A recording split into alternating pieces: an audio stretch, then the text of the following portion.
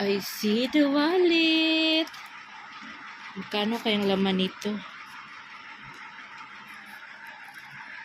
May 1,000.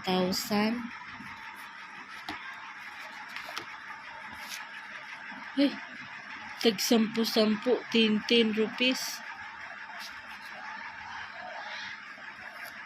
Merong 2,000 ang pera niya. Hindi na pala ginastos yung binigay ko. Very good.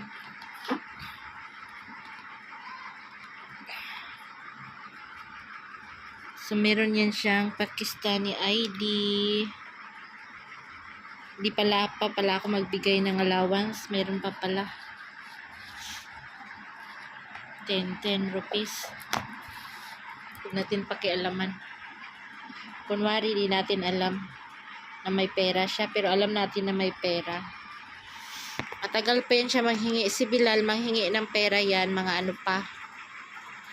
Mga 2 weeks. Ganyan yan siya manghingi. Pero bultuhan. 500, 1,000. Pero hindi niya ginagastos. Nilalagay lang niya sa wallet niya.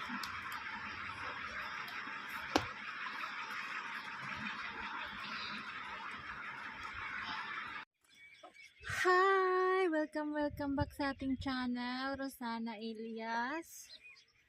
Namiss ko kayong lahat. Yaw-yawan tayo. Bagong ligo lang ako, bagong suklay. Kaya nagpapahangin tayo dito sa taas ng aking kapitbahay.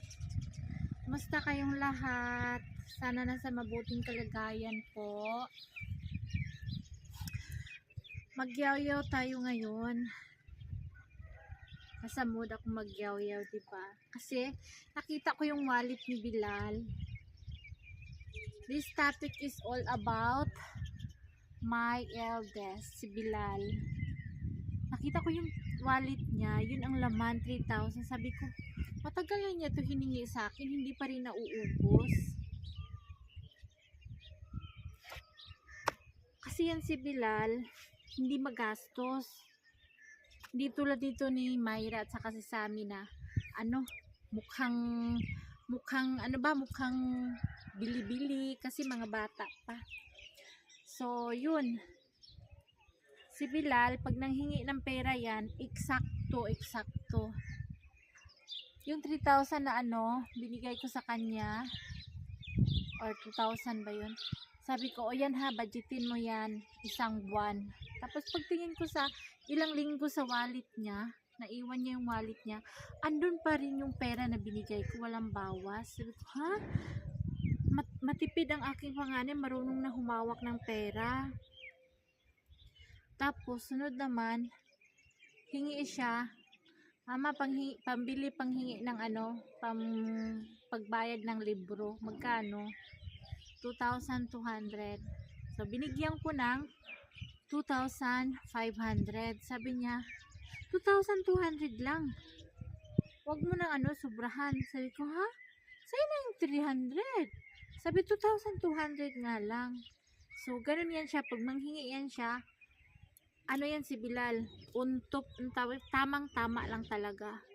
Walang sinungaling, walang So, pag other day naman, pag manghingi na yan siya, panghingi ng panggasolina sa motor, 500.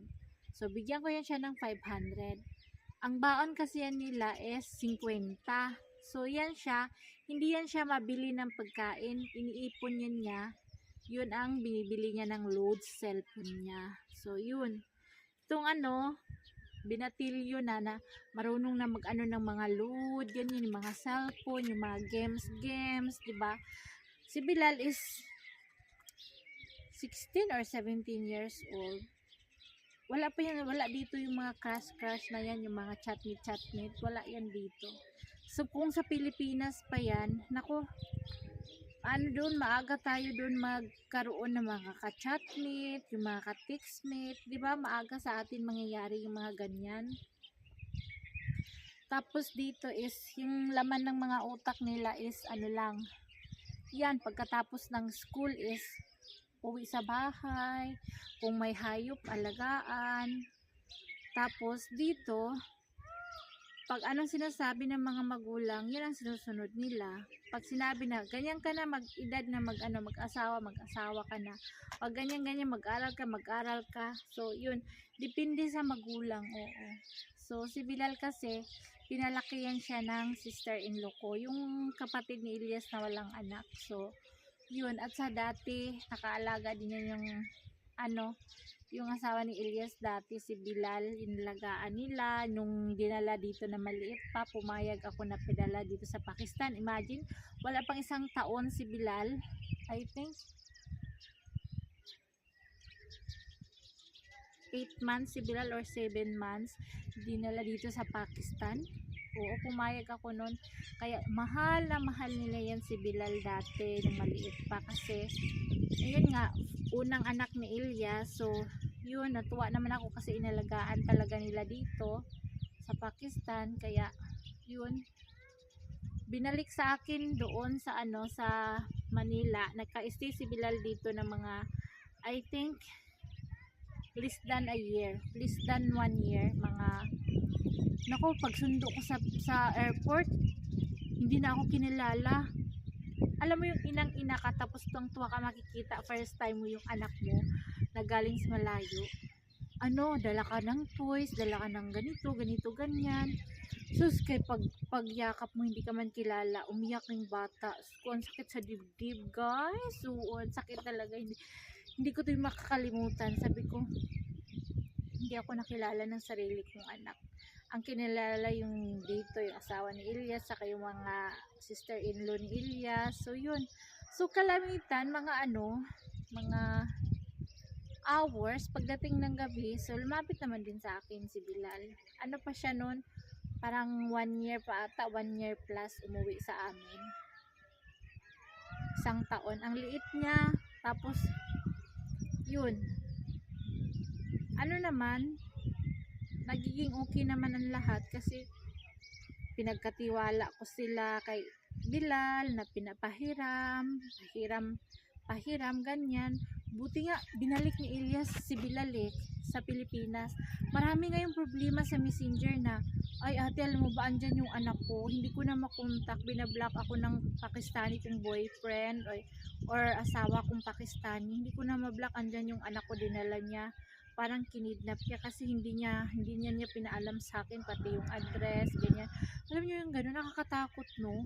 Andyan ba yung nagtiwala ka sa partner mo ng 100%, tapos ganun ang ipapalit sa'yo? Diyos ko po, Mariosep. Kung naman sana mangyari. Tapos yun, ako lang kasi dati, bata pa ako, nagtiwala ako. I think 19 or 20 ako. Nagtiwala ako kay Ilyas na ipadala kasi ama, diba? Tapos asawa. Yun, buti binalik talaga sa akin Ilyas yung anak ko si Bilal. Ang dati, pinagalitan ako ng nanay ko.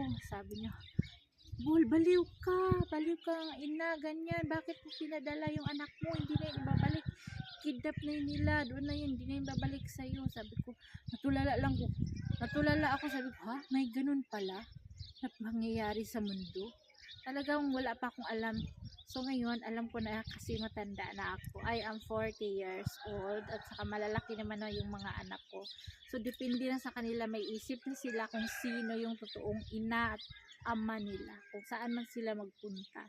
Diba? Oo. So ganun. It's all about Bilal kasi malaki na yung aking binata na yung aking panganay. So, yun.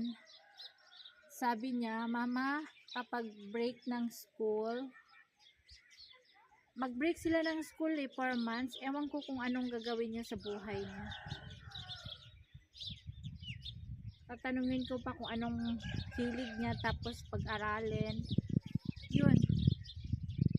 Mag-aral siya sa gusto niyang gawin sa buhay. So this is it, guys. Thank you for watching. Salamat and see you for the other videos tomorrow and another day and everyday videos, everyday yaw hanggang magsawa kayo sa mukha. Sa magsawa sa mukha ko, scroll down nyo na lang, change channel. O diba?